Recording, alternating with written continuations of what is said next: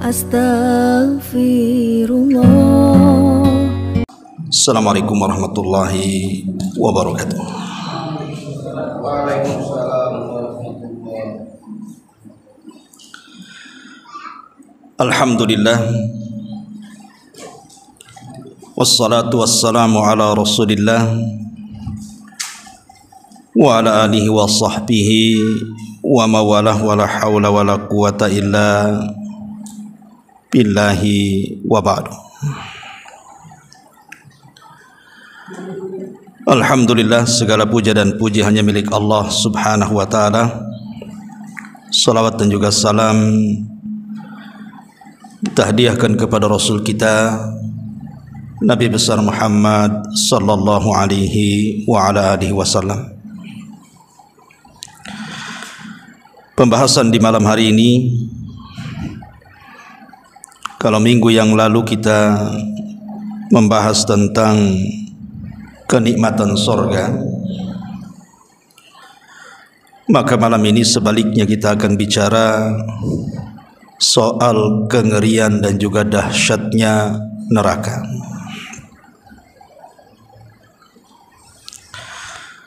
Ma'asyiral muslimin wal muslimat rahimani wa rahimakumullah.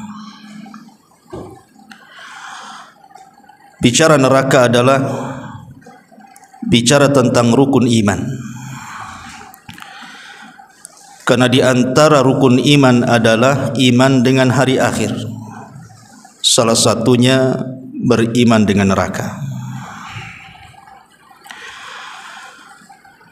Dalam sebuah hadis Nabi sallallahu alaihi wasallam mengatakan, khuffatil jannah bil makari wa khuffatin nar bisyahawat.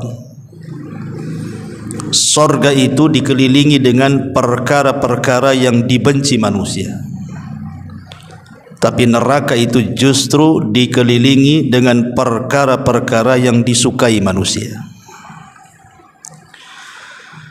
Makanya orang masuk neraka itu tidak perlu belajar, tapi masuk sorga itu harus belajar. Masuk neraka itu tidak perlu belajar, cukup maksiat saja, nanti Allah masukkan ke neraka. Makanya ada istilah ketika bicara sorga dan neraka itu, kalau sorga itu sifatnya darajat, kalau neraka itu sifatnya darokat. Apa darajat dan apa darokat? Kalau darajat itu artinya tangga ke atas, makin tinggi tangganya makin indah sorganya. Tapi kalau neraka itu darokat, tangga ke bawah, makin bawah nerakanya makin dahsyat kengeriannya. Ma'asyiral muslimin yang dimuliakan Allah subhanahu wa ta'ala, ketika Allah subhanahu wa ta'ala menciptakan sorga dan neraka,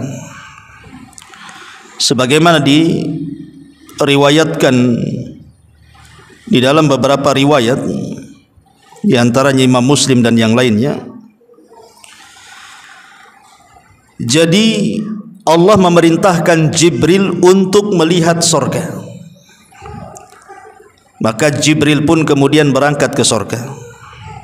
Setelah melihat keindahannya, maka Jibril datang menghadap Allah dan mengatakan, ya Rabb, kalau seluruh manusia tahu tentang keindahan sorga, tidak ada manusia kecuali pasti ingin masuk sorga. Akhirnya Allah subhanahu wa ta'ala mulai memagari sorga itu dengan perkara-perkara yang dibenci oleh manusia. Setelah itu Allah perintahkan Jibril kembali melihat sorga. Rupanya sudah dikelilingi dengan perkara-perkara yang dibenci manusia. Kata Jibril, ya Rabb, kalau sorga seperti ini tidak ada orang mau masuk sorga. Kemudian Allah subhanahu wa ta'ala memerintahkan Jibril untuk melihat neraka. Setelah melihat kengeriannya, Jibril datang menghadap Allah dan mengatakan, ya Rabb, kalau neraka seperti itu tidak ada orang yang mau masuk neraka. karena ngerinya. Kemudian Allah Subhanahu wa taala memagari neraka dengan perkara-perkara yang disukai manusia, syahwat. Kemudian Allah katakan, sekarang kau lihat neraka itu. Maka Jibril kembali ke neraka, kemudian menghadap Allah dan mengatakan, ya Rabb, kalau neraka dipagari dengan perkara-perkara yang disukai manusia, maka manusia semua akan masuk neraka. Dari sini hadis ini, ma'asyiral muslimin yang dimuliakan Allah Subhanahu wa taala, seolah-olah mengajarkan kepada kita hampir sedikit orang yang selamat dari neraka. Karena neraka sudah dikelilingi oleh Allah dengan perkara-perkara syahwat. Dan sedikit sekali orang masuk sorga, karena sorga sudah dikelilingi dengan perkara-perkara yang tidak disukai manusia. Dan kenyataannya memang demikian. Kita lihat di dunia ini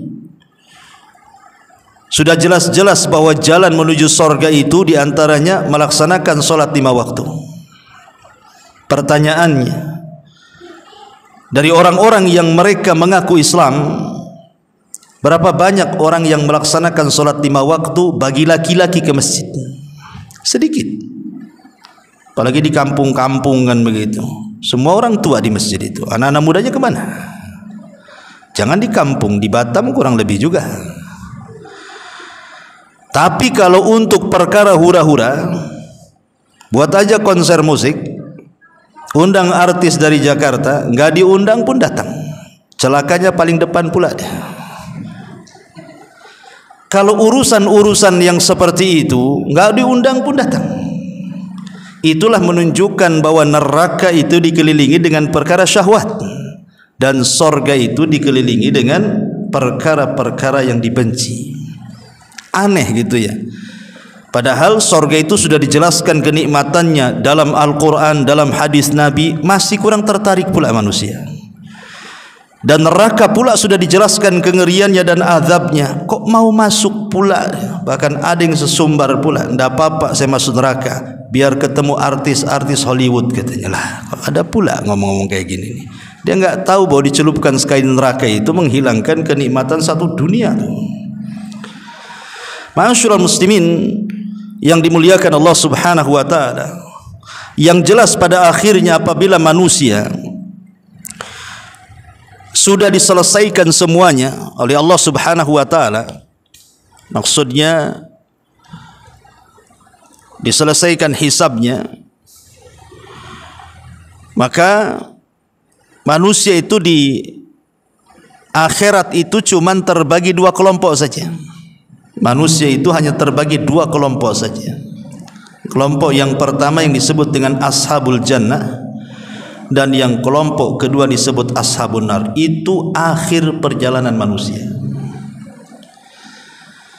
Makanya Umar bin Abdul Aziz rahimahullahu taala, seorang khalifah yang sangat-sangat adil sekali. Kalau kita mengupas biografinya, Umar bin Abdul Aziz itu luar biasa. Berkuasa 2 tahun, tetapi tidak ada orang miskin di negaranya. Saking hebatnya itu aturan yang digunakan Umar bin Abdul Aziz itu. Memberlakukan zakat dan menghapuskan pajak. Kemudian memberantas para koruptor. 2 tahun berkuasa, tidak ada orang miskin di negaranya. Itulah Umar bin Abdul Aziz. Harusnya contoh para pemimpin-pemimpin negeri itu, sekali-kali bacalah sirah para ulama, para pemimpin dunia yang pernah menguasai dunia dengan kesuksesannya, seperti Umar bin Abdul Aziz. Tetapi walaupun demikian, Umar bin Abdul Aziz ini walaupun bergelimang dengan kekuasaan, tetapi dia orang yang paling takut dengan neraka. Makanya saat detik-detik wafatnya, di saat detik-detik sakit parahnya Umar bin Abdul Aziz ini, dia minta dipapah ke kuburan, kemudian minta digalikan kuburan untuk dia, pada belum mati itu. Hanya minta digalikan liang lahat supaya dia menyaksikan liang lahat untuk dirinya. Setelah kemudian lubang itu digali dan Umar bin Abdul Aziz melihat lubang yang disiapkan untuknya, tiba-tiba dia menangis dan menangis orang di sekitarnya. Kemudian ditanyakan, wa mayubkika ya Amiral Mukminin, apa yang membuat anda menangis wahai Amiral Mukminin? Maka Umar bin Abdul Aziz mengatakan, aku menangis karena aku tidak tahu dari kelompok mana kelak pada hari kiamat. Apakah aku termasuk kelompok min ashabin nar yang akan masuk ke dalam neraka, ataukah aku termasuk kelompok min ashabil jannah yang akan masuk ke dalam sorga? Karena manusia di akhirat itu akhirnya cuma di dua tempat ini saja. Kalau enggak masuk neraka ya masuk surga, atau masuk neraka dulu baru masuk surga. Karena cuma ada dua tempat ini saja, tidak ada tempat ketiga. Makanya kenapa kemudian Allah Subhanahu wa taala dengan tegas mengatakan faman zuhziha anin nar wa udkhilal jannah faqad faza. Siapapun yang dijauhkan dari api neraka dan dimasukkan ke dalam sorga, itulah kesuksesan yang sesungguhnya. Orang di dunia ini salah pengertian. Orang sukses itu kalau kaya, orang sukses itu kalau sudah menjadi pejabat pemimpin, sudah menjadi pengusaha. Bukan itu barometer kesuksesan seorang muslim. Kalau kesuksesan orang kafir, ya, karena bagi orang kafir dunia ini sorga bagi mereka. Tapi bagi orang mukmin dunia ini penjara bagi mereka. Seorang mukmin memandang kesuksesan itu ketika kedua kakinya betul-betul melangkah ke dalam sorga. Kalau hanya baru satu kaki, dia belum merasa aman. Makanya Abu Bakar Siddiq radhiyallahu anhu mengatakan, kalau hanya kaki kananku yang masuk sorga, kaki kiriku belum melangkah ke sorga, aku belum merasa aman, katanya. Sampai dua-duanya masuk sorga. Dan seorang mukmin tidak akan kenyang beramal saleh sampai akhir tujuannya tercapai, masuk ke dalam sorga. Ma'asyiral muslimin wal muslimat rahimani wa rahimakumullah. Neraka ini satu dari makhluk Allah Subhanahu wa taala yang tidak akan dihancurkan saat kiamat. Dan Allah takdirkan neraka dan sorga itu dikekalkan. Kalau ada yang mengatakan kalau seandainya neraka dan sorga itu dikekalkan, berarti sorga dan neraka itu akan menjadi tandingan Allah. Karena Allah itu kekal. Apa bedanya? Allah kekal, neraka kekal, sorga kekal, berarti setara kekekalannya? Tidak. Kita bantah bahwa sorga dan neraka itu kekal karena Allah yang berkehendak akan keduanya kekal. Dan sorga dan neraka itu sebelumnya tidak ada, kemudian Allah adakan. Setelah Allah ciptakan, kemudian Allah takdirkan, dikekalkan. Jadi sorga dan neraka itu mereka tergantung kekekalannya dengan kekekalan Allah Subhanahu wa taala. Tapi Allah Subhanahu wa taala tidak pernah didahului dengan ketidakadaan. Sorga itu bukan menentukan kekekalan Allah, tidak. Allah yang menentukan kekekalan sorga dan neraka. Jadi beda. Dari sini kita tahu bahwa Allah sudah mentakdirkan sorga itu kekal. Makanya ada hadis yang mengatakan, idza dakhala ahlul jannatil jannah wa idza dakhala ahlun narin nar. Apabila penduduk sorga seluruhnya sudah masuk ke dalam sorga, tidak ada yang tersisa. Baik yang di neraka sudah dikeluarkan dan dimasukkan ke dalam sorga. Dan apabila penduduk neraka sudah menghuni neraka, ji'a bil mauti ala suratil kabsi, maka kematian akan didatangkan di antara sorga dan neraka dalam bentuk kambing gibas, kambing wol. Kemudian disembelih di antara sorga dan neraka. Artinya kematian dimatikan oleh Allah Azza wa Jalla. Kalau kematian mati, berarti tidak ada kematian lagi. Dari situ Allah Subhanahu wa taala memerintahkan penyeru untuk datang ke dalam sorga dan neraka dan mengatakan, ya ahlal jannah khuludun la mauta lakum. Penduduk sorga, kematian sudah mati, kalian akan kekal selamanya. Wa ya ahlan nar khuludun la mautalakum. Begitu juga kalian penduduk neraka akan kekal selamanya dan engkau akan tinggal di situ. Ma'asyiral muslimin yang dimuliakan Allah Subhanahu wa taala, neraka ini memiliki leher, memiliki kedua mata, memiliki kedua telinga, dan memiliki satu lisan yang bicara. Disebutkan dalam hadis, Nabi SAW mengatakan, takhruju unuqun minan nari yaumal qiyamah. Nanti pada hari kiamat leher neraka itu akan keluar.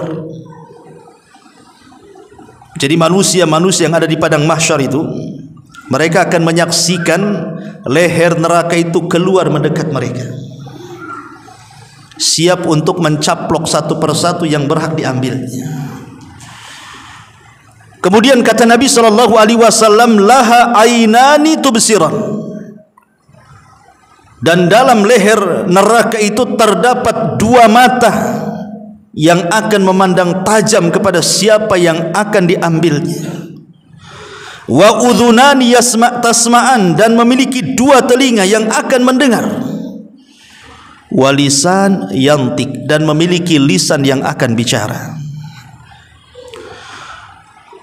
Thumma yaqul, kemudian neraka akan bicara, inni wukiltu bisalathin, aku diserahi oleh Allah untuk mengambil 3 kelompok. Aku disuruh oleh Allah untuk menyambar 3 kelompok. Bikulli jabbarin anid, yang pertama orang-orang yang sombong. Wa bikulli man da'ama Allahi ilahan akhar, dan orang-orang yang menyekutukan Allah Subhanahu wa taala dengan yang lainnya. Wabil musawwirin, dan para penggambar, pelukis yang menggambar dan melukis makhluk-makhluk yang bernyawa. Hati-hati jadi profesi pelukis ini, masuk dalam hadis ini. Kalau melukis pohon kelapa ya tidak apa-apa, melukis gunung, pantai, nggak ada masalah. Tapi kalau yang dilukis itu adalah makhluk yang bernyawa, manusia, binatang, masuk di sini. Nih profesi pelukis, hati-hati. Ya. Walaupun ada sebagian para ulama mengatakan boleh menggambar makhluk yang bernyawa itu asal tanpa kepala. Nah, bolehlah buat gambar kambing, tapi jangan pakai kepala. Kasih aja kepalanya kelapa gitu kan, tapi nggak cantik juga kan itu. Tapi lihat bagaimana, karena nanti pada hari kiamat para penggambar ini akan disuruh menghidupkan, dan dia tidak akan mampu menghidupkan. Dan ketika tidak mampu menghidupkan, dia akan diazab oleh Allah Subhanahu wa taala, dan azabnya sangat dahsyat karena dia meniru ciptaan Allah Subhanahu wa taala. Ma'asyiral muslimin yang dimuliakan Allah Azza wa Jalla, apabila orang masuk neraka dan api neraka itu sudah dinyalakan, ketika api neraka sudah dinyalakan maka tidak akan dipadamkan selamanya. Kalau api neraka sudah dinyalakan Allah, maka tidak akan padam selamanya. Yang ada makin besar makin besar. Allah mengatakan wa idal jahimu syu'irat, apabila neraka jahim itu dinyalakan oleh Allah Azza wa Jalla. Dan dalam ayat yang lain, kami tambah apinya. Inilah perbedaan sorga dengan neraka. Jadi neraka itu semakin hari semakin ganas, semakin dahsyat, semakin panas, semakin berkobar apinya. Tapi kalau sorga semakin hari semakin nikmat, semakin nikmat, semakin nikmat, dan bertambah kenikmatannya. Makanya orang-orang yang masuk neraka itu mereka tersiksa luar biasa, sehingga sebagian mereka itu kalau seandainya punya tebusan asal mereka keluar dari neraka, mereka akan menebus, walaupun mereka tebus dengan keluarga mereka di dunia. Ikhwan, kalau seandainya ada anak kita tersandung kasus narkoba, kriminal, masuk penjara, kadang-kadang kita orang tua ini kasihan. Terkadang ngutang-ngutang pun ngutang-ngutang lah, yang penting anak keluar dari penjara, saking sayangnya. Di dunia kita tebus anak kita, tapi di akhirat terbalik, anak kita jadi tebusan. Saya bayangkan, di dunia kalau istri kita, keluarga kita tersandung kasus, pasti kita akan berusaha untuk mencari tebusan, cari lawyer supaya dia bebas. Tapi di akhirat terbalik pula. Kalau bisa saya keluar di neraka, anak saya yang masuk, istri saya yang masuk, suami saya yang masuk, keluarga saya yang masuk, asal dia yang keluar. Seperti itu dahsyatnya. Makanya Allah Subhanahu wa taala menyebutkan dalam surah Al-Ma'arij, apa kata Allah Subhanahu wa taala? Yawaddul mujrimu law yaftadi min adzabi yawma idzin bibani wa sahibatihi wa akhi wa fasilatihi allati tu'wi wa man fil ardi jami'an thumma yunji. Apa kata Allah? Orang-orang yang mujrim, orang-orang yang berdosa itu, mereka berangan-angan, bercita-cita kalau mereka ingin keluar dari neraka dengan cara menebus dengan anaknya, menebus dengan pasangannya, menebus dengan saudaranya, menebus dengan unta-untanya, bahkan dengan seluruh kekayaannya yang ia miliki, satu dunia kalau dia punya maka akan jadi tebusan. Yang penting dia selamat. Lihat, ya, dahsyatnya seperti itu juga. Makanya Allah Subhanahu wa taala mengatakan dalam surah Fatir ayat 37, wa hum yastarikhuna fiha rabbana akhrijna na'mal salihan ghairal ladzi kunna na'mal. Maka Allah jawab, awalam nu'ammirkum ma yatadzakkaru fihi man tadzakkar wa ja'akumun nadhir fadzuqu fama lidh-dhalimin min nasir. Apa kata Allah? Dan mereka berteriak-teriak di neraka, saking tersiksanya mereka berteriak-teriak, menjerit-jerit di neraka. Dan mereka memanggil-manggil Allah dan mengatakan, Rabbana ya Rabb kami, akhrijna, keluarkan kami dari neraka, karena tidak tahan, minta dikeluarkan. Mulai mereka berjanji kepada Allah, kalau kami dikeluarkan dari neraka, ya Allah, na'mal salihan, kami janji kami akan beramal soleh katanya. Yang dulu di dunia kami lalai, kami janji kalau engkau keluarkan kami di neraka, kami akan baik di dunia. Apa jawaban Allah? Awalam nu'ammirkum, kenapa kau ngomong sekarang? Di dunia aku sudah kasih umur panjang kepada kamu, bahkan sudah datang peringatanku kepada kalian. Wa ja'akumun nadhir. Kemana saja di dunia seolah-olah ingin mengatakan, loh dulu aku kasih umur panjang loh kepada kamu. Ada yang mengatakan, ahli tafsir maksudnya awalam nu'ammirkum ini maksudnya diisyaratkan kepada orang-orang yang usianya 60 tahun, walaupun ada yang mengatakan 40 tahun. Jadi ini ayat ini peringatan kepada anda yang usianya sudah 40 tahun, dan lebih dahsyat lagi peringatan ini kepada anda yang usianya 60 tahun. Seolah-olah Allah mengatakan, lah di dunia aku lo kasih usia sampai 40 tahun, sampai 60 tahun. Kemanakan usia itu, gitu maksudnya. Kenapa kemudian di usia 40 tahun atau dia sudah 60 tahun? Karena biasanya usia 40 tahun itu hampir secara keseluruhan nikmat Allah itu sudah kita terima. Rata-rata usia 40 tahun ke atas itu rata-rata sudah berkeluarga, itu nikmat. Rata-rata sudah punya anak, rata-rata sudah punya tempat tinggal, rata-rata sudah punya pekerjaan, rata-rata akalnya sudah bijaksana, ya. Artinya kan sebagian besar nikmat Allah sudah dikasih itu. Umur 40 tahun atau 60 tahun ke atas itu. Makanya Allah senggol di sini loh. Di dunia loh aku kasih 40 60 tahun, kemana umur itu? Makanya Allah Subhanahu wa taala akhiri ayatnya, fadzuqu famalidzalimin min nasir. Sekarang rasakan oleh kalian azab kami, dan tidak ada bagi orang-orang zalim itu sebagai penolong. Bahkan sebagian penduduk neraka itu mereka berteriak-teriak kepada siapa? Malaikat Malik, penjaga neraka. Kalau malaikat Ridwan, penjaga sorga. Allah mengatakan dalam Al-Quran itu, mereka berteriak-teriak kepada malaikat Malik dan mengatakan, wanadau ya Malik, katanya, liyaqdi alaina rabbuk, katanya. Mereka berteriak-teriak, hei Malik, biarlah Tuhanmu membunuh kami saja, katanya. Mereka lebih baik mati daripada hidup. Apa kata penduduk neraka? Wahai Malik, bilang sama Tuhan, sudah bunuh kami saja, matikan kami saja, tidak perlu hidup lagi kami di sini. Tapi malaikat Malik diam saja. Mereka berteriak-teriak, ada mengatakan 40 tahun mereka berteriak seperti itu. Ada yang mengatakan 100 tahun mereka berteriak seperti itu. Tapi Malik diam saja. Setelah 40 tahun lamanya mereka berteriak-teriak, baru malaikat Malik menjawab, qala innakum makithun. Oh tidak, kalian akan tetap hidup dan tinggal di sini, katanya. Nauzubillah, ya. Ma'asyiral muslimin wal muslimat rahimani wa rahimakumullah, lihat bagaimana kondisi penduduk neraka itu luar biasa. Jangan dibayangkan seperti apa dahsyatnya neraka. Sama jangan dibayangkan seperti apa nikmatnya sorga.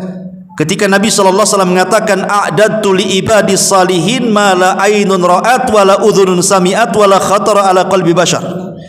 Aku peruntukkan sorga itu untuk hamba-hambaku yang saleh, kenikmatannya tidak pernah dilihat mata, didengar telinga, terlintas pun tidak. Neraka pun seperti itu. Dahsyatnya tidak pernah dilihat mata, dahsyatnya tidak pernah terdengar telinga, bahkan terlintas pun tidak bisa kita bayangkan dahsyatnya neraka. Dahsyat sekali neraka itu. Ma'asyiral muslimin yang dimuliakan Allah Subhanahu wa taala.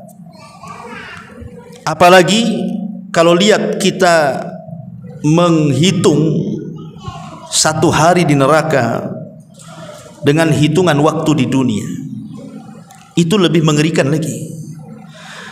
Allah Subhanahu wa taala mengatakan dalam Al-Qur'an, inna yauman inda rabbika ka alfi sanatin mimma ta'uddun.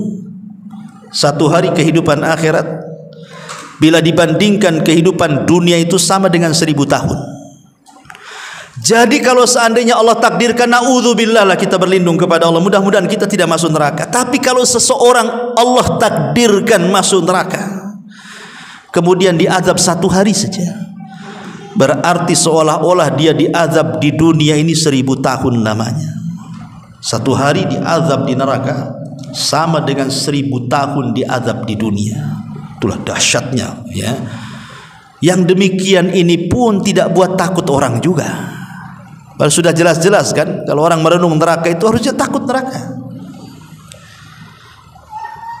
Baik, kita akan sedikit bicara tentang sifat-sifatnya. Seperti apa sifat-sifat neraka itu, biar kita lebih bisa mendalami seperti apa neraka itu. Pertama, bentuknya dulu. Dijelaskan dalam hadis, Nabi SAW mengatakan, uridat alayyan nar. Satu hari, kata Rasul, ditampakkan kepadaku neraka. Fa aqbala ilayya minha syai'un hatta dana bimakani hadha. Kemudian kata Nabi SAW, tiba-tiba kemudian sesuatu menghampiriku hingga mendekat kepada tempatku. Fa khasyitu an taghsyakum. Aku takut dia akan menutup kalian. Fakultu, dan aku katakan, ya Rabb, wa ana fihim. Ya Rabb, aku ada di tengah-tengah mereka. Fasarafaha ankum. Lalu Allah kemudian menggeser neraka itu dari kalian. Fa'adbarat kit'atan ka'annaha az-zarabi. Lalu dia neraka menghilang, tetapi sempat tampak ke hadapanku, kata Rasulullah, seperti tikar yang sangat-sangat luas sekali. Ya, Nabi SAW ketika melihat neraka diibaratkan tikar yang sangat luas sekali. Karena neraka ini luasnya tidak kira-kira. Bayangkan saja matahari dan bulan. Matahari dan bulan itu nanti pada hari kiamat akan dimasukkan ke dalam neraka. Allah Subhanahu wa taala mengatakan dalam Al-Qur'an, wa jumi'at syamsu wal qamar, kami gabungkan matahari dan bulan. Kemudian Nabi SAW mengatakan, maka kami akan pendamkan matahari dan bulan itu ke dalam jahanam.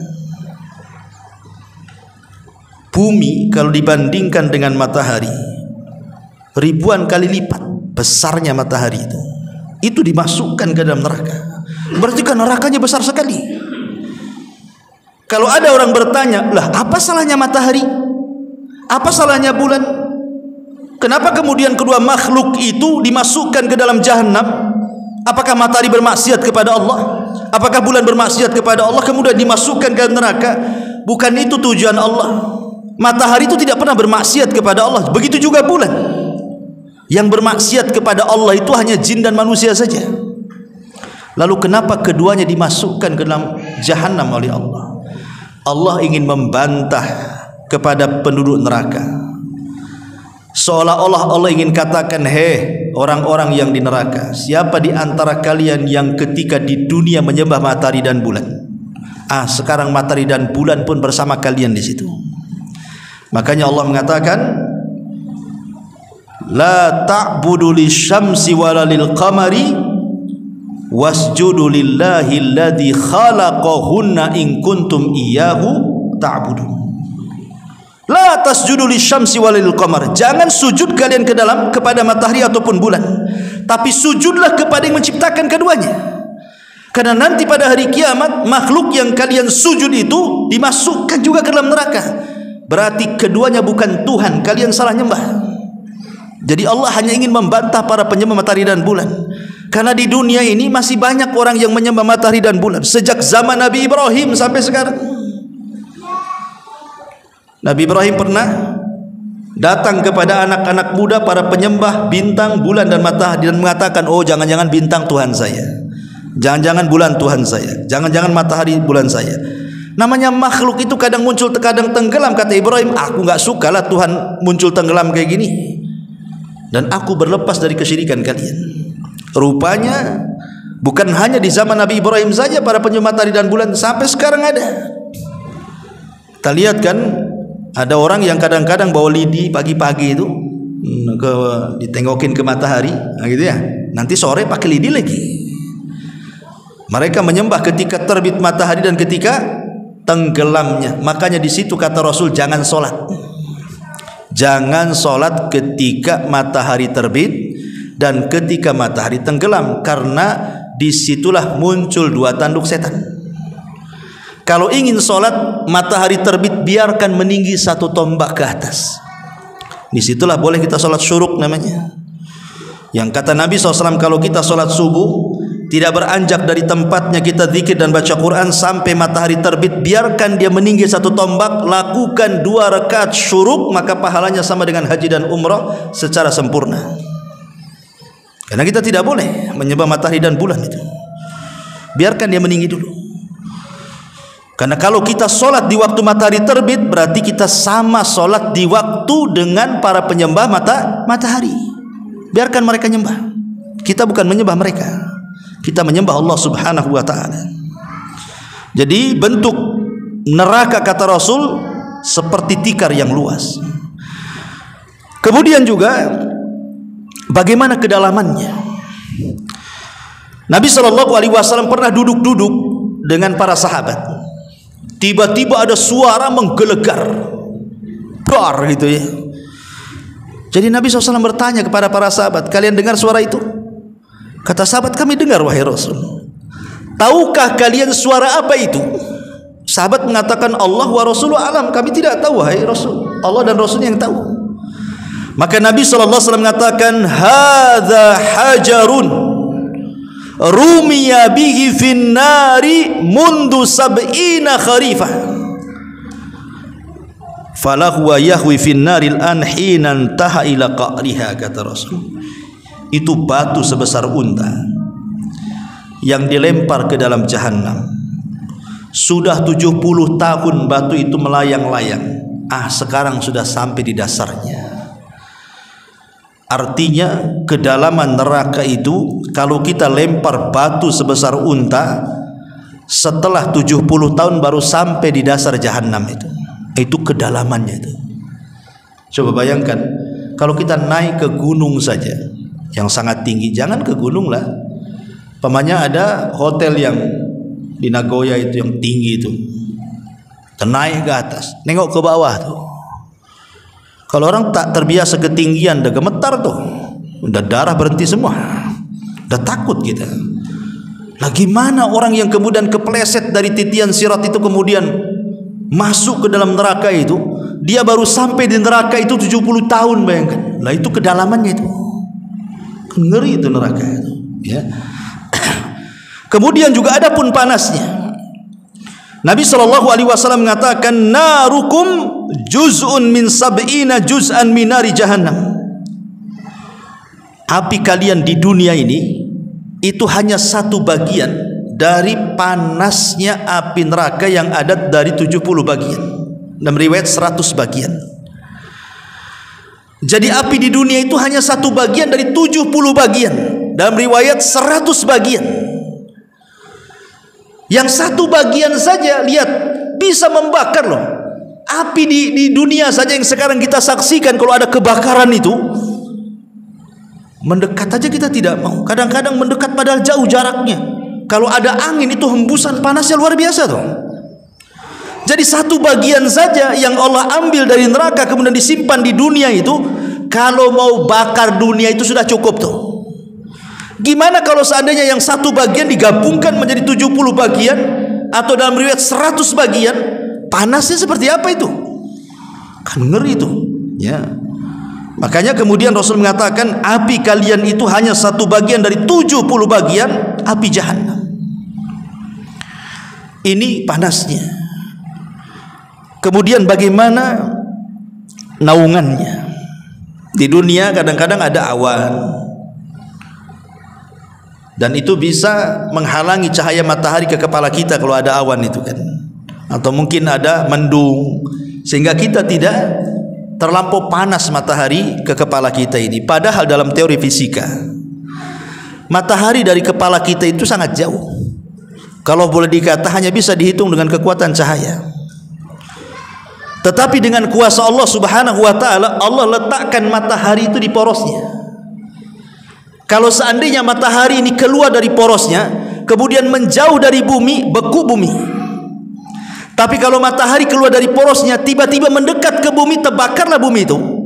Tapi dengan kekuasaan Allah, Allah tempel di tempat yang pas, tidak terlalu panas, tidak terlalu dingin, sehingga tidak membakar bumi, tidak menjadikan beku bumi. Itulah kuasa Allah namanya. Tapi nanti pada hari kiamat, matahari di atas kepala kan. Siapa yang akan menaungi kita? Itu belum masuk neraka, baru di padang mahsyar itu. Bagaimana pula kalau masuk neraka, apa naungannya?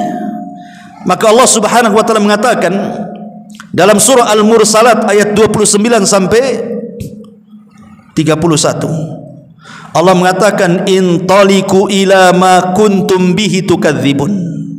Intaliqu ila dhillin dhi thalathi syu'ab la dhalilin wa la yughni minal lahab innaha tarmi bisyararin kal kausar ka'annahu jimalatun sifr.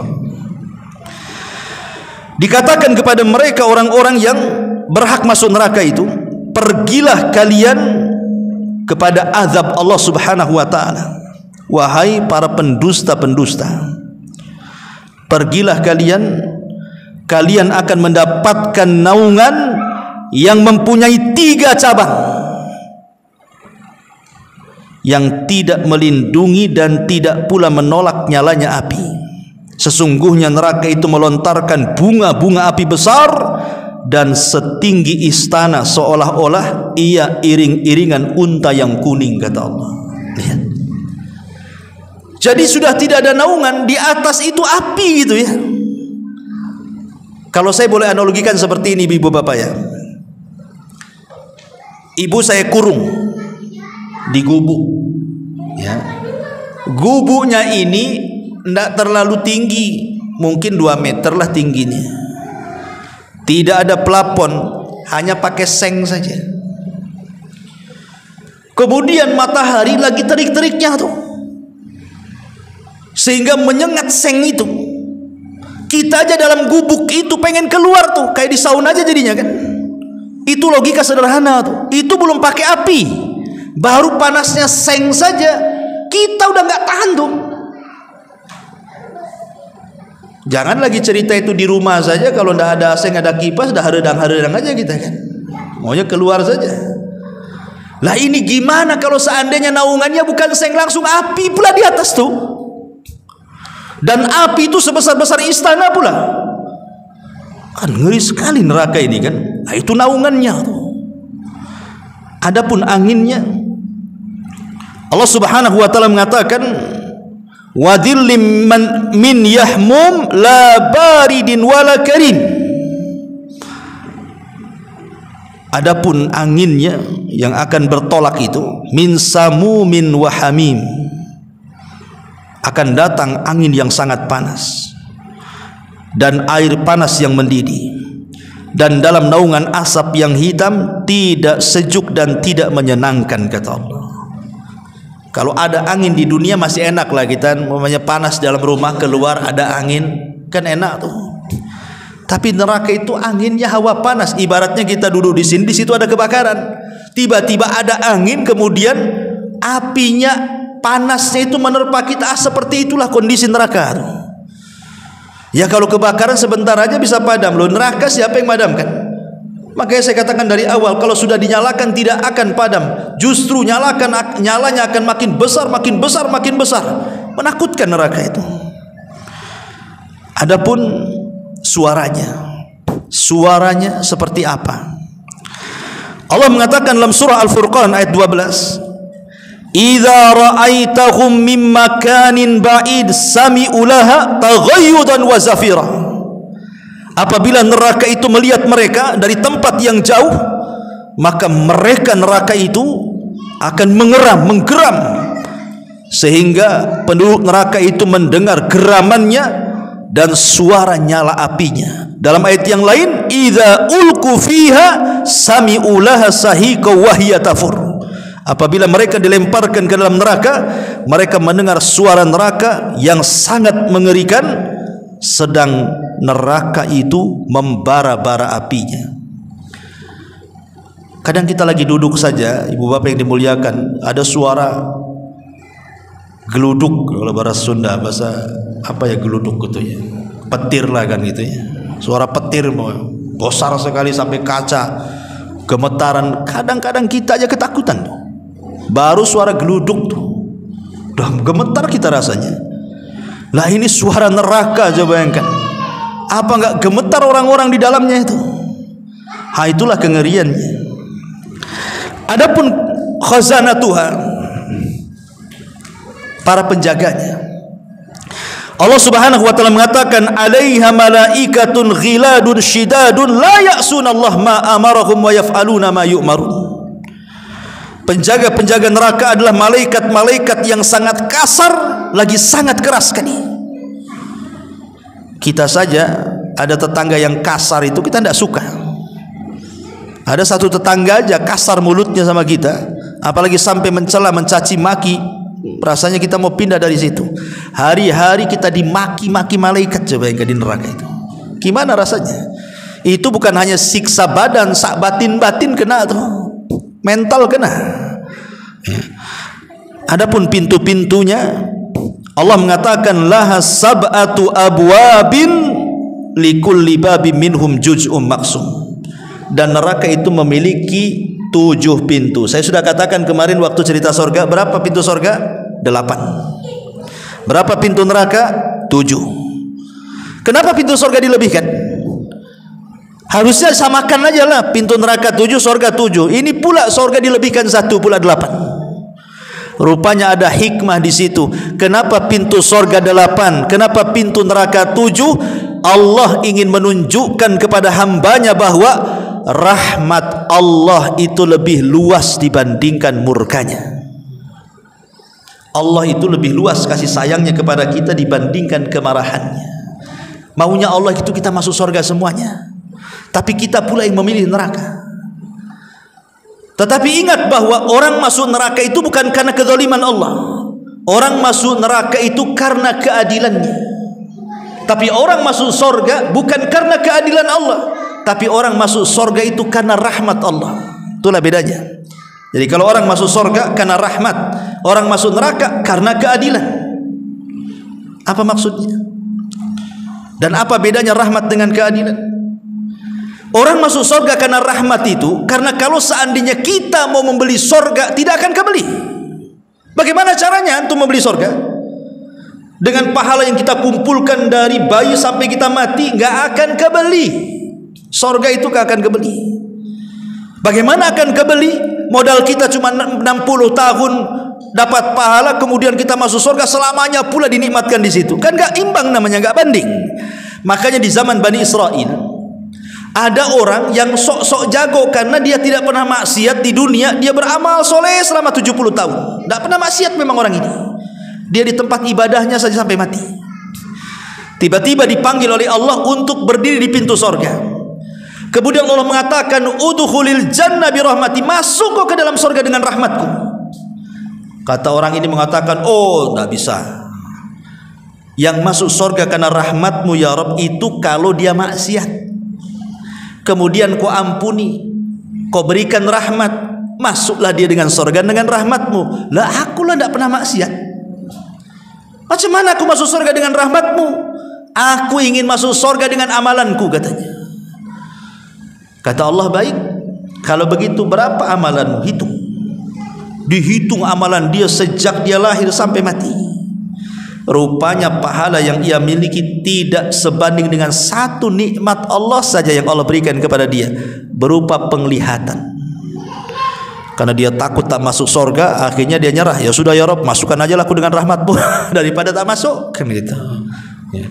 Tapi kalau orang masuk neraka karena keadilan, Allah tidak zalim, karena Allah sudah memberikan mata, memberikan telinga, memberikan pikiran, otak, hati. Kemudian Allah kasih dua jalan di dunia ini, wahadainahun najdain. Kami kasih jalan ini loh, jalan ke surga, dan kami sudah jelaskan begini caranya. Ini jalan ke neraka dan kami sudah jelaskan jangan sampai ke sana. Kita pula milih ke sana. Masa Allah yang disalahkan? Ya salah kamulah, kamu yang memilih neraka. Tetapi Allah itu maha adil. Allah maha adil dengan memasukkan orang ke neraka karena keadilannya. Apa maksudnya adil di sini? Allah tidak mungkin menyiksa manusia kecuali karena dosa yang ia lakukan saja. Dia kau siksa karena kau berbuat dosa. Kalau kamu berbuat baik kau masuk surga, itulah adil namanya. Sekarang kalau ada yang mengatakan, Ustaz, bagaimana kok Allah masukkan ke dalam surga adil? Buktinya orang kafir, anggaplah orang kafir itu usianya 20 tahun, kemudian mati di atas kekafiran, kemudian dia masuk neraka, dikekalkan di dalamnya. Macam mana adilnya tuh? Dia kafirnya cuman, makanya balik, anggaplah 15 tahun laki-laki balik, mati di usia 20 tahun, berarti kekafirannya hanya 5 tahun saja kan? Kemudian dia mati, masuk neraka, dikekalkan pula di neraka. Mana adilnya? Harusnya kalau dia melakukan kekufuran 5 tahun, ya 5 tahun aja di neraka, kan begitu, sesuai dosanya. Kalau ada orang yang ngomong begitu, cuman jawabannya tuh? Kita jawab, Allah subhanahu wa ta'ala zat yang maha mengetahui yang telah, yang sedang, dan yang akan datang. Bahkan Allah mengetahui sesuatu yang mustahil terjadi. Kalau terjadi Allah tahu. Apa maksudnya nih? Paham gak nih? Allah maha mengetahui kepada sesuatu yang mustahil terjadi.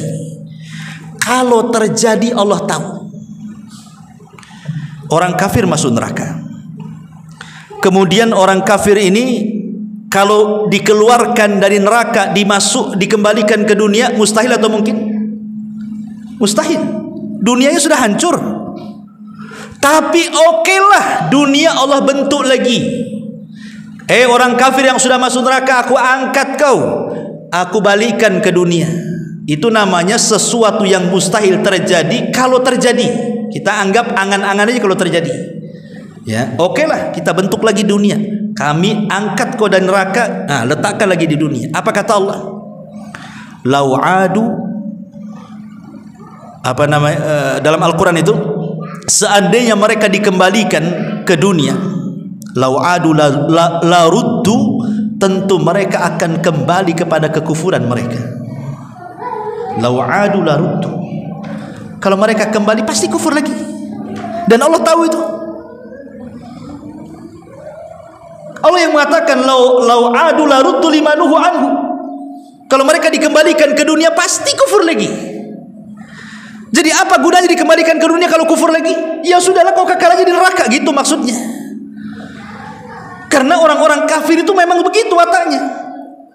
Makanya kenapa kemudian orang-orang kafir dikekalkan neraka? Sebab kalau mereka dikembalikan ke dunia juga pasti kafir lagi. Itu maksudnya. Disinilah keadilan Allah Subhanahu wa taala. Ma'asyiral muslimin yang dimuliakan Allah Subhanahu wa taala. Dan kalau kita lihat azab di neraka itu juga sama dengan kenikmatan di surga, bertingkat-tingkat sesuai dengan amalannya. Kalau neraka sesuai dengan maksiatnya. Dan Allah Subhanahu wa taala katakan, jahannam yaslaunaha fabi'sal mihad, yaitu neraka jahanam yang mereka masuk ke dalamnya amat sangat buruklah jahanam itu sebagai tempat kembali. Kemudian Allah Subhanahu wa taala mengatakan, hadza falyadzuquhu hamimun wa ghassaq, inilah azab neraka, biarlah mereka merasakannya. Minum mereka dari air yang sangat panas dan air yang sangat dingin sekali dan bisa mematikan. Wa akharuna min syaklati azwaj, Allah mengatakan wa akharu min syaklihi ajwajun, dan berbagai macam azab yang lainnya yang serupa dengan itu. Maknanya neraka itu bertingkat-tingkat sebagaimana dosa yang kita lakukan di dunia. Makanya ada istilah neraka yang paling bawah itu siapa penghuninya? Orang-orang munafik. Jadi orang munafik itu nerakanya paling bawah sekali. Kenapa orang munafik kok paling bawah? Kenapa enggak orang kafir? Karena orang munafik itu mereka kafir tidak, mukmin tidak. Mereka membohongi orang kafir, membohongi pula orang mukmin. Dibilang kafir dia mukmin, dibilang mukmin dia kafir. Itulah munafik. Mudzabdzabina baina dzalik, tidak ke sini tidak ke sana. Merugikan dua-duanya. Mereka merugikan orang kafir, merugikan orang yang beriman. Kalau orang kafir kan jelas, kafir jelas. Munafik pula tak jelas. Makanya diletakkan di intip neraka paling dalam. Allah mengatakan, innal munafiqina fi darkil asfali minan nar. Orang munafik itu diletakkan di intip neraka yang paling dalam. Maksud munafik di sini maksudnya munafik keyakinan, bukan munafik amal. Apa bedanya munafik keyakinan dengan munafik amal itu? Kalau munafik amal, ngomong suka dusta, berjanji suka khianat, kalau bertengkar ingin menang sendiri, itu namanya munafik amal. Hatinya tetap beriman kan, tapi kalau ngomong suka dusta, itu disebut munafik amal. Ini bukan yang dimaksud ayat tadi. Orang munafik di dasar bukan itu. Tapi yang dimaksud munafik yang akan diletakkan di dasar itu adalah munafik keyakinan. Apa maknanya? Mereka masuk Islam dengan lisannya, keluar dari Islam dengan hatinya. Makanya munafik disebut munafik itu diambil dari kata nafak. Nafak itu bahasa Arab, bahasa kitanya gorong-gorong. Ya, gorong-gorong tuh itu disebut nafak. Sebab kalau kita kasih air di sini, keluar dari sana. Nah, itulah gorong-gorong.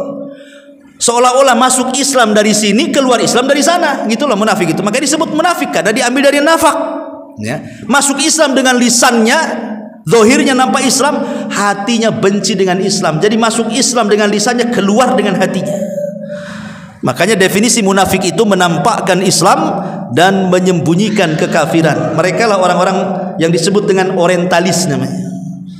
Jadi orang-orang kafir pura-pura masuk Islam, kemudian belajar Quran, belajar sunnah, bukan untuk diamalkan, untuk menghancurkan Islam. Itulah munafik. Ya. Dan munafik di zaman Rasul itu susah dilihat, karena tidak bisa dibedakan mana sahabat mana munafik. Tapi di zaman sekarang munafik terang-terangan di sini. Lihat di medsos itu orang yang menghina Allah, menghina Rasul, menghina Quran, menghina Allah, dihinanya. Padahal dia Muslim pula. Lah Muslim kok menghina Allah? Muslim kok menghina Rasul, Muslim kok menginjak-injak Quran. Gimana ceritanya ini? Nampak sekarang ini mana munafik mana tidak. Ini yang pertama. Yang kedua, di atas munafik ada namanya murtad. Ingat, murtad itu paling dalam tuh nerakanya. Dia di atasnya munafik. Kenapa kemudian orang murtad lebih parah dibandingkan orang kafir? Karena orang murtad itu tahu kebenaran tapi dia tinggalkan kebenaran. Dia sudah dapat hidayah Islam, pindah pula agama, kan kurang ajar namanya. Makanya diletakkan di atas munafik dia nerakanya. Baru di atas munafik itulah kafir orang-orang musyrik. Orang-orang musyrik, orang yang nyembah berhala, nyembah sapi, nyembah ular sendok, nyembah apalah gitu kan. Kan macam-macam tuh. Saya baca satu buku itu di India. Agama terbanyak di dunia itu di India. Sampai 1000 agama di India tuh. Kalau 1000 agama berarti kan 1000 Tuhan tuh. Di India tuh macam-macam keyakinan tuh. Sampai ada yang nyembah gajah, nyembah sapi. Jadi kalau ada sapi masuk pasar makan kangkung itu jangan dilarang, itu Tuhan lagi makan kangkung. Di India tuh. Naudzubillah. Maaf sampai saya baca ini, maaf saja ini mungkin agak jorok. Sampai di India itu dibuatnya patung perempuan. Patung perempuan. Kemudian dipahatnya kemaluannya. Kemudian disembah pula tuh kemaluannya, naudzubillah. Saya baca tuh. Jadi saya baca lagi, kenapa alasannya itu? Mereka mengatakan karena dari situlah keluar orang-orang mulia, keluar para nabi katanya, keluar orang-orang soleh. Lah kita bisa bantah, dari situ juga Abu Jahal keluar, dari situ juga Fir'aun keluar, dari situ juga Namrud keluar kan? Naudzubillah, nggak masuk di akal. Makanya orang musyrik itu menghilangkan akal orang, nggak dipakai akalnya kan? Alhamdulillah kita tidak jadi musyrik itu, kita masih mukmin sehingga kita dapat hidayah Allah Azza wa Jalla, akal kita masih berfungsi itu. Lah baru di atasnya orang kafir asli. Orang kafir asli maksudnya apa? Yahudi dan Nasrani, itu kafir asli namanya. Baru di atasnya seorang ahli tauhid yang bermaksiat. Paling atas neraka itu yang disebut dengan Jahannam. Jadi neraka Jahannam itu khusus orang-orang Islam yang ahli maksiat. Mereka dimasukkan ke dalam Jahannam, tetapi mereka tidak akan dikekalkan di dalamnya sesuai dengan dosanya. Itulah paling atas neraka. Jadi paling bawah munafik, di atasnya murtad, di atasnya lagi musyrik, di atasnya lagi kafir asli, di atasnya lagi bari mukmin yang bermaksiat tuh. Tuh ngeri itu kan. Itulah tingkatan-tingkatan neraka kata para ulama. Ma'asyiral muslimin yang dimuliakan Allah Subhanahu wa taala.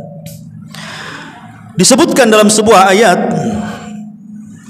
inna a'tadna lidh-dhalimina naran ahata bihim suradikuha wa iyastaghitsu yughatsu bima'in kalmuhli yashwil wujuh bi'sasy syarab wa sa'at murtafaqa. Sesungguhnya kami telah sediakan bagi orang-orang zalim itu neraka yang gejolaknya mengepung mereka, dan jika mereka meminta minum niscaya mereka akan diberi minum dengan air seperti besi yang mendidih yang menghanguskan muka-muka mereka. Itulah minuman yang paling buruk dan tempat istirahat yang paling jelek. Hasan Al-Basri rahimahullahu taala, satu hari dia sedang mengajar seperti ini. Imam Hasan Al-Basri itu seorang ulama tabi'in, generasi kedua setelah para sahabat.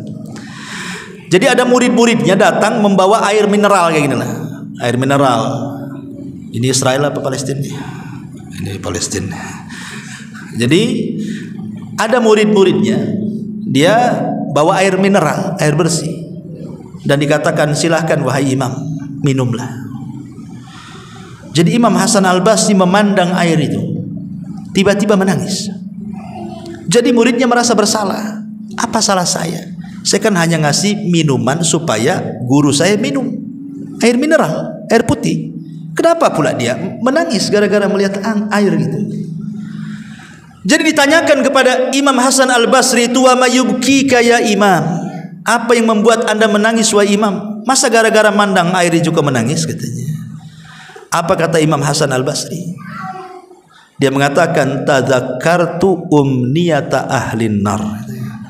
Aku teringat dengan angan-angan dan cita-citanya penduduk neraka. Kemudian ditanya lagi, wa ma umniyatu ahlin nar ya imam, apalah cita-cita angan-angan penduduk neraka itu wahai imam? Maka Hasan Al-Basri membacakan satu ayat, wa nada ashabun nar ashabal jannah an afidu alaina minal ma au mimma razaqakumullah. Ketika penduduk neraka menyeru penduduk sorga, karena masing-masing ada jendela. Jadi penduduk sorga bisa melihat penduduk neraka bisa melihat penduduk sorga. Jadi penduduk neraka ini memanggil-manggil penduduk sorga itu, wahai penduduk sorga, afidu alaina minal ma, bisa enggak kau hantarkan untukku, untuk kami, walaupun setetes air yang ada di sorga kepada kami di sini, atau makanan yang Allah rizkikan kepada kalian. Apa jawaban penduduk sorga? Innallaha harramahum 'alal kafirin ma'ab. Allah haramkan keduanya bagi orang kafir. Jadi angan-angan penduduk neraka itu cuma dua, pengen dapat air bersih dan pengen dapat makanan yang layak. Karena minuman di neraka itu semua panas, membakar usus, dan semua makanan di sorga itu pohon zakum. Zakum ini buah berduri yang kalau dimakan itu sampai di sini keselak, kemudian menghancurkan tenggorokan. Itu makanya mereka meminta kepada surga, kasihlah. Masalahnya mereka itu tidak hidup tidak mati. Jadi mereka meminta, ya wahai penduduk surga, kasihlah air sedikit itu ataupun mana makanan yang dirizkikan Allah. Tapi penduduk surga mengatakan, innallaha harramahum 'alal kafirin. Oh maaf, Allah haramkan kepada kalian hai orang kafir. Maka selamanya mereka akan makan dari nanah dan darahnya penduduk neraka yang sangat mendidih itu, naudzubillah. Ma'asyiral muslimin wal muslimat rahimani wa rahimakumullah. Adapun bentuk siksaannya dijelaskan dalam surah An-Nisa. Allah mengatakan, kullama nadijat juluduhum badalnahum juludan ghairaha liyadzuqul adzab. Setiap kulit mereka dihanguskan, kami ganti dengan kulit yang baru. Dihanguskan kembali, kami ganti dengan kulit yang baru supaya mereka merasakan azab. Satu hari Nabi SAW pernah bermimpi. Dalam mimpinya diapit dua malaikat, ya, kemudian dibawa ke ketinggian. Rupanya Rasul dibawa ke tempat pengazaban manusia, diperlihatkan azab kubur, ya. Lah salah satu yang dilihat Nabi SAW adalah seorang laki-laki yang diterlentangkan. Kemudian di sampingnya ada malaikat yang berdiri dan memegang batu. Kemudian batu itu dibenturkan di kepalanya sampai hancur. Dia pun menjerit sampai akhirnya kemudian entah mati entah apa, hilang suaranya. Tiba-tiba malaikat ini pergi hendak mengambil batu yang lainnya. Sebelum datang rupanya kepalanya sudah balik lagi. Kemudian dibenturkan lagi, hancur lagi. Kemudian cari batu lagi, kepalanya balik lagi. Naudzubillah, seperti itulah siksaannya. Itulah yang kemudian Allah gambarkan dalam surah An-Nisa. Jadi Nabi ngomong sama malaikat Jibril, "Mahadan," katanya. Siksaannya orang ini kok sampai seperti ini dahsyatnya kan itu? Emang apa dosanya? Kata Nabi SAW, karena orang ini dia berdusta sampai dustanya melambung ke ufuk, katanya. Dalam riwayat, karena dia sengaja tidur di waktu datang sholat. Ada dua riwayat. Riwayat yang pertama mengatakan karena dia yakdzibu kadzba hatta balagal ufuk, karena dia suka berdusta sampai melambung ke langit. Yang kedua, nama walam yusolli, sengaja dia tidur untuk meninggalkan sholat. Antara dua ini dosanya. Apa maknanya melambung, dusta melambung ke langit itu maksudnya apa? Ibu bapak yang dimuliakan Allah Azza wa Jalla, kalau zaman dulu belum ada handphone, seseorang mau menyebarkan hoax itu lama tersebarnya kan. Pamannya saya mau buat cerita dusta nih supaya orang satu kecamatan tahu. Lama, karena dari mulut ke mulut, dari kuping ke kuping kan. Mungkin tak sebulan dua bulan baru nyebar kemana-mana. Sekarang cukup bawa handphone, tulis saja berita hoax di situ. Kemudian share, 1 menit aja udah kemana-mana tuh. Semua orang lihat, semua orang baca. Itulah namanya dusta sampai melambung ke ufuk tuh. Hadis ini memang zaman dulu susah untuk ditafsirkan. Apa maksudnya? Kok dusta sampai melambung ke kufur? Gimana maksudnya? Hari ini baru kita tahu apa makna hadis itu. Karena sekarang kalau kita berdusta, tinggal share aja di internet, bukan satu Indonesia, satu dunia tahu. Nah, itulah dosanya. Hati-hati, ini tahun politik masalahnya. Tahun politik ini tahun ngeri-ngeri sedap. Tahun penyebaran dosa jariah. Ya, ingat, sebaiknya hati-hati pegang handphone. Jaga jempol, jangan ngelek. Ngelek jempol ke atas atau jempol ke bawah sama aja. Apalagi copy paste share, hati-hati. Jangan gara-gara kita memilih satu paslon, kemudian ada orang yang mengkritik paslon yang lain, oh kita senang, oh mantap ini nyerang ini, kita sebar juga. Belum tentu yang nulis, yang ngomong itu benar. Yang namanya orang kalau untuk menjatuhkan orang itu biasanya mencari-cari kesalahan. Kadang-kadang yang tidak salah pun disalah-salahkan. Kita pula mengikuti alur. Mantap nih katanya. Nggak boleh kayak gitu. Kita ini akan dipertanggungjawabkan di hadapan Allah. Yauma nakhtimu ala afwahihim wa tukallimuna aydihim wa tashhadu arjuluhum bima kanu ya'malun. Nanti mulut kita dikunci oleh Allah. Yang ngomong apa? Tangan. Berarti tangan itu ngomongnya nulis tuh. Nulis. Kalau ngomong mulut kan suara. Kalau tangannya nulis. Nanti akan ngomong tuh tangan di hadapan Allah tuh. Nulis apa kok di dunia tuh? Nyebar apa kok di situ? Nyebar hoax atau benar di situ? Nyebar gibah atau namimah? Itu akan ditanya semuanya. Hati-hati tahun politik ini. Banyak istighfar tahun-tahun politik ini. Kita berdoa sajalah kepada Allah, mudah-mudahan kita dapat pemimpin yang bagus. Gitu saja. Ya. Kalaupun kita harus menyebar, memilih pemimpin, kita lihat mana yang menguntungkan agama kita, pilih tanpa harus menyebar hoax. Karena kekuasaan itu milik Allah. Kalau memang sudah dicatat di Lauhil Mahfuz si fulan jadi pemimpin, mau dikeroyok satu dunia saja menjelek-jelekan dia. Kalau memang takdirnya jadi pemimpin, jadi pemimpin. Kenapa heboh? Kepemimpinan itu milik Allah. Allah suka-suka meletakkan, Allah suka-suka mencabut. Serahkan kepada Allah Azza wa Jalla sambil berdoa dapat pemimpin yang bagus. Ma'asyiral muslimin wal muslimat rahimani wa rahimakumullah. Bahkan bukan hanya itu saja, bukan hanya penyiksaan fisik, bahkan penyiksaan batin luar biasa penuh neraka itu.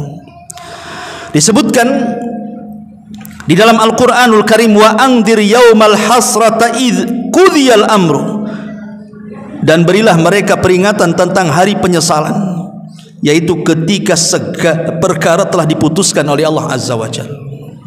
Jadi orang yang masuk neraka itu mereka sedih, nyesel, dan sedihnya itu terus tidak berhenti. Kalau di dunia, ikhwan, kita sedih itu ada waktunya. Mungkin sehari dua hari sedih, nanti 3 harinya tawa, kan itu ya. Di dunia itu ndak ada yang kekal. Nggak mungkin sedih terus seumur hidup, nggak mungkin tertawa terus seumur hidup. Kalau tertawa seumur hidup orang gila tuh namanya. Ya. Pasti ada waktunya. Tapi orang masuk neraka itu sedihnya terus sampai kapan tuh? Ya, nggak berhenti sedihnya. Dan itu siksaan batin namanya. Ya, siksaan batin lebih sakit kan dibandingkan siksaan fisik gitu. Ma'asyiral muslimin wal muslimat rahimani wa rahimakumullah. Kemudian juga di antara ayatnya Allah mengatakan innakum wa ma ta'buduna min dunillah hasabu jahannam antum laha waridun. Sesungguhnya kamu dan apa yang kamu sembah selain Allah adalah umpan jahanam dan kamu pasti akan masuk ke dalamnya. Dan banyak lagi kalau kita cerita tentang sifat-sifat neraka, bagaimana makanan pun neraka yang Rasul katakan kalau seandainya setetes getah zakum dibawa ke dunia. Zakum itu pohon di neraka. Dia akarnya di dasar jahanam menjulang ke langit di neraka itu. Kemudian ada buahnya berduri. Itu ada getahnya. Kata Nabi SAW, lau anna kitratan minaz zakum, kalau getahnya zakum itu qatarat fi biharid dunya, diteteskan ke lautan yang ada di dunia, satu tetes getah zakum dibawa ke dunia, diteteskan di lautan, apa yang terjadi? La afsadat ala ahli dunya ma'aishahum fa kaifa biman yakunu ta'amu. Kata Rasul, maka itu cukup menimbulkan kerusakan terhadap kehidupan penduduk dunia, macam mana orang yang memakannya. Satu tetes jakum saja rusak satu dunia. Macam mana yang memakannya, gitu maksudnya. Kan ngeri itu, ya, baru getahnya, gimana buahnya. Dari sini udah nggak kebayang siksa neraka. Ya, mudah-mudahan kita berdoa kepada Allah Subhanahu wa taala, Allah lindungi kita dari azab neraka. Makanya jangan bosan-bosan dalam salat kita sebelum salam meminta kepada Allah dari 4 perlindungan.